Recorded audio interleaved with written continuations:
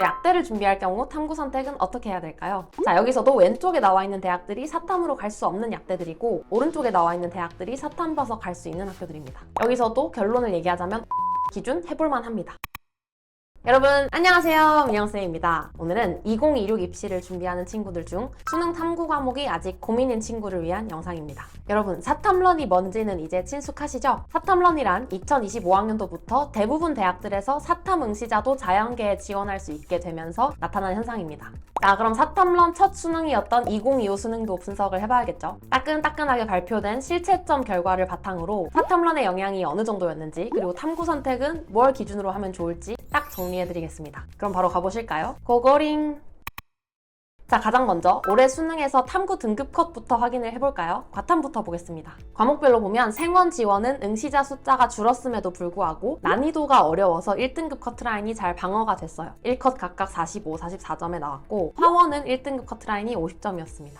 이 화원은 표준 점수도 너무 낮게 나왔고 만점 100분위도 97밖에 되지 않아서 최상위권들은 원서 쓰기가 조금 곤란한 형태로 출제가 되었네요. 그리고 투 과목의 특징은 작년에 비해 표준 점수가 비교적 낮게 나왔습니다. 작년 수능에서는 화투 만점 표점이 80점이나 나왔었으니까요. 그거에 비하면 높게 나오진 않았죠. 자, 그럼 다음으로 사탐 등급 컷도 빠르게 확인해볼까요? 사탐에서 특징적인 건 생윤의 표준 점수가 역대급으로 높게 나왔습니다. 만점 표준 점수가 77점으로 모든 과탐 통틀어도 이것보다 높은 만점 표점은 없었죠. 그리고 생윤 외에도 전반적으로 사탐 난이도가 잘 출제되었습니다. 자, 그럼 이제 본격적으로 올해 수능에서 사탐런이 어떤 식으로 영향을 미쳤는지 같이 살펴볼까요? 첫 번째, 사탐런 인원 규모를 한번 따져봐야겠죠. 얼마나 많은 학생들이 사탐으로 이동을 했는가. 이건 제가 다른 영상에서도 다룬 적이 있으니 빠르게 결론만 말씀드리겠습니다. 우선 과탐은 응시자가 줄었죠. 과목별로 보면 물원 12%, 화원 27%, 생원 15%, 지원 12%, 이 정도 폭으로 응시자가 줄어들었습니다. 그렇다면 사탐 응시자 변화도 살펴볼까요? 결론만 보면 사탐 선택자는 전반적으로 늘었습니다. 그리고 그 중에서도 응시자가 많이 늘어난 사회문화 선택 비율은 전년 대비 126%의 응시생들이 사회문화를 봤네요.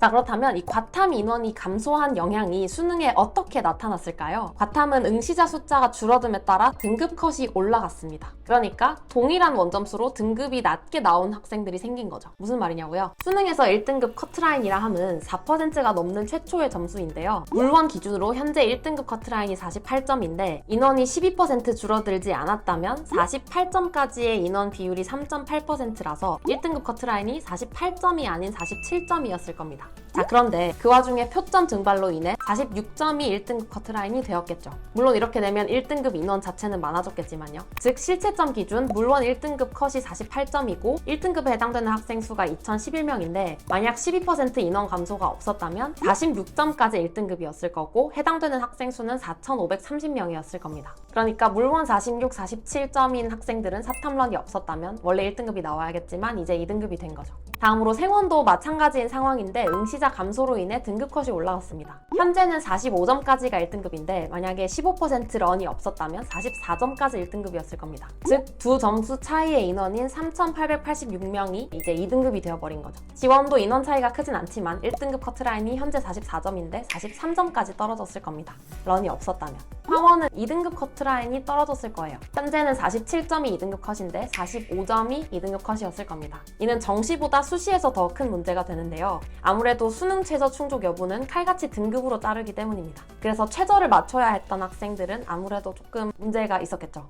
자, 그럼 사탐런의 영향은 알겠고 과탐이 힘들다는 것도 알겠는데 그럼 무조건 사탐이 유리하냐? 여기에 대한 답을 내리기 위해서는 대학별 가산점 정도를 따져봐야 됩니다. 대부분 대학에서 자연계 기준 과탐에게 가산점을 주기 때문인데요. 대부분 3%에서 5% 정도 가산점을 준다고 명시되어 있습니다. 그럼 사탐런을 했을 때 가산점을 못 받는 것까지 감안해서 이득이 되어야 하는데 그 기준점이 어느 정도인지 한번 살펴볼까요? 먼저 가산점 3% 부여 대학 기준으로 손익분기점을 따져봅시다. 통합변표 전체 하에 과탐 100분위에 해당되는 변표를 확인하고 거기에 3% 가산을 해준 뒤 거기에 해당되는 사탐 100분위를 보면 되겠죠. 그러니 예를 들어 과탐 낮은 2등급은 사탐에서 높은 2등급의 가치이고 100분위 95면 살짝 넘는 정도라고 보시면 돼요. 즉 과탐 낮은 2등급인 학생은 사탐으로 넘어갔을 때 100분위 95를 받으면 이득인 셈인 거죠. 다른 예로 과탐 높은 4등급인 경우 사탐에서 낮은 3등급이면 이득이라고 보시면 되겠습니다. 다음으로 가산점 5%인 대학 기준으로도 살펴봐야겠죠. 있죠. 동일한 방법으로 비교를 해보면 예를 들어 과탐 낮은 2등급이면 사탐 대략 1등급 커트라인 정도 받으면 이득이고 과탐 4등급이면 사탐 높은 3등급을 받으면 이득입니다. 즉 표에 나와 있는 과탐 100분위 중 나의 실력을 찾아가서 거기에 대응되는 사탐 100분위를 찾아간 뒤 밸런스 게임을 통해 나에게 뭐가 유리한지 판단하시면 되겠죠. 참고로 난이도도 판단해야 되지만 요구되는 공부량도 같이 판단을 해야 됩니다. 자, 그럼 여러분은 과탐 높4, 사탐 높3 중에 뭐가 더 전략적으로 수월하다고 생각하시나요? 그 답에 따라 과목을 고르시면 되겠습니다. 참고로 통합변표가 아닌 경우 어떻게 해야 되냐? 올해는 사탐이 어렵게 나와서 사과탐 변표 차이가 크지 않을 것으로 보입니다. 그래서 통합변표가 아니어도 이 정도에 준해서 생각을 하시면 되겠죠. 참고로 통합변표가 아니라 분리변표일 경우 신경을 써야 되는 경우는 작년처럼 과탐이 어렵게 나오고 사탐이 쉽게 나오는 경우인데요. 작년에는 동일 백분위에서 과탐이 사탐보다 거의 4.5점 가까이 높게 나오는 경우가 있었습니다. 자, 그럼 여기까지 탐구 선택 시 참고하면 좋은 점수 밸런스를 살펴봤는데요. 근데 여기서 하나 더 신경 써야 될 건 여러분의 목표 대학이 어느 정도냐에 따라 탐구 선택이 달라질 수 있다는 점이에요. 예를 들어 공부량이나 난이도를 따져봤을 때 사탐이 훨씬 쉬워 보이더라도 여러분의 성적대나 목표가 메디컬이라면 과탐을 봐야 할 수 있습니다. 자, 그럼 먼저 의대를 준비할 경우 탐구 선택은 어떻게 해야 될까요? 자, 지금 보여드리는 리스트는 정시에서 사탐을 볼 경우 진학할 수 없는 의대들입니다. 개수가 꽤 많죠? 그리고 주요 의대들도 있어요. 서울대, 울산대, 가천대처럼 학생들이 선호하는 의대들이 있죠.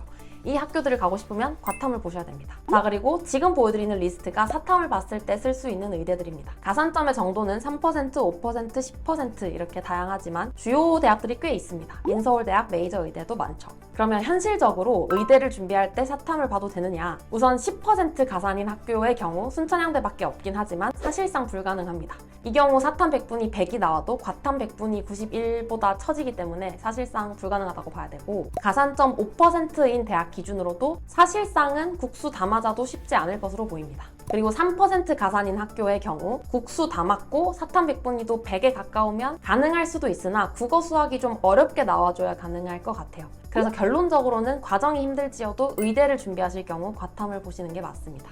다음으로 치대를 준비할 경우 탐구 선택은 어떻게 해야 될까요? 자, 여기에 과탐 필수인 대학과 사탐으로 쓸 수 있는 대학을 리스트로 정리해봤습니다. 사탐으로 봐서는 갈 수 없는 치대들이 꽤 많네요.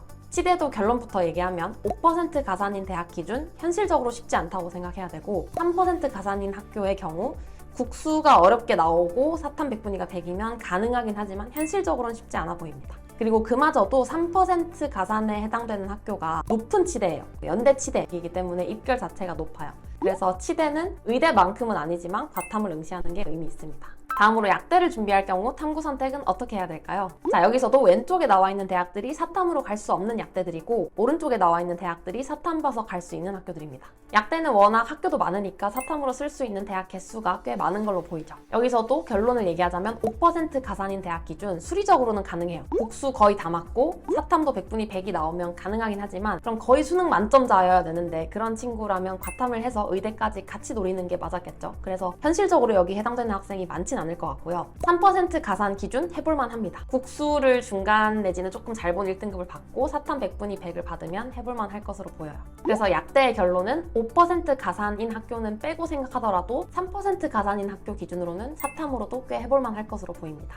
다음으로 한의대를 준비할 경우 탐구 선택은 어떻게 해야 될까요? 한의대는 선발 방식이 조금 복잡한데요. 인문 자연계를 아예 통합해서 뽑는 경우도 있고 분리하는 경우도 있는데 그 분리하는 방법도 다릅니다. 그리고 과탐을 봐야만 하는 대학은 전국에 부산대 하나 있죠. 그래서 한의대에서의 결론은 우선 자연계 학생들이 지원을 못하게 하는 경우가 있기 때문에 사탐을 보는 게 일부 유리한 경우도 있다고 생각하시면 되겠습니다. 자, 그래서 결론적으로 2026 수능 대비 탐구 선택 딱 정해드리겠습니다.